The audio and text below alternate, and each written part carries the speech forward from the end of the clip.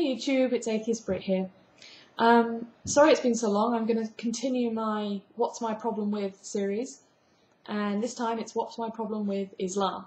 So it's going to be a little bit different from my What's My Problem With Christianity video, in that in the Christianity video I took the one point and I discussed it at reasonable length.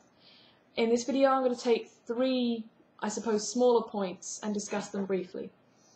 So my first main problem with Islam, and this is one that doesn't come up very often, which is why I want to discuss it, is animal rights. I'm not a vegan, I'm not a PETA supporter or anything like that, but I do feel quite strongly that the laws of the land should prevail in terms of humane slaughter of animals for human consumption. And the problem with Islam is that they eat halal meat, and halal meat has to be killed in a certain way. In conventional slaughter, the animals have to be pre-stunned before they're killed. So they're stunned and therefore they're unconscious when the actual slaughter takes place. In Islam, with halal meat, the animals are not allowed to be pre-stunned. So their throats are cut and they're bled out when they're fully conscious. And that's a pretty horrific thought, really. It might have been okay thousands of years ago when there wasn't a better way of doing it, but now we have much better technology and we can make this process a lot less painful. So I feel quite strongly that the laws of the land should never be circumvented, and that's actually the focus of my other 2 points. My second point being the subjugation of women. And this is only applicable to Britain, but there are Sharia courts in Britain now. And these allow anybody who claims to be a Muslim to be tried in a Sharia court. So, for example, there was a case, I forget the details exactly, I'll try and find the information for you and put it in the bar below.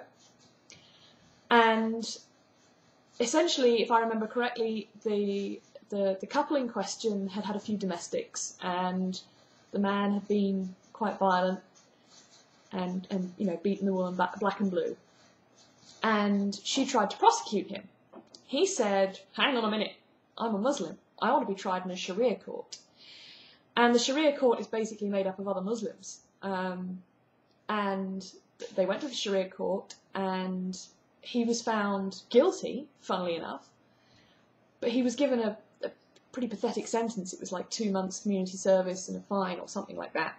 I might be wrong, but it was really totally not even close to what it should have been for the crimes he committed. And she had then withdrawn further charges.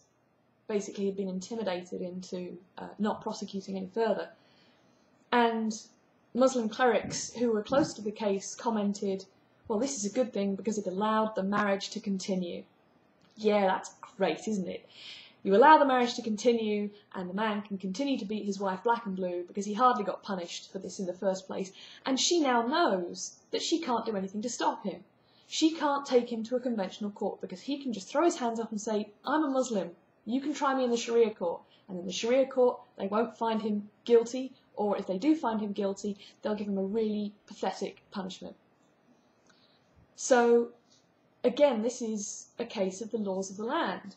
If the laws of the land say that you are not allowed to beat the crap out of your wife, then that's what he should be held accountable for. He should be tried in a regular court with a regular jury of his regular peers, not consisting of the same social group as him, with the same self-interest in terms of men being interested in their own agenda of keeping their women silent.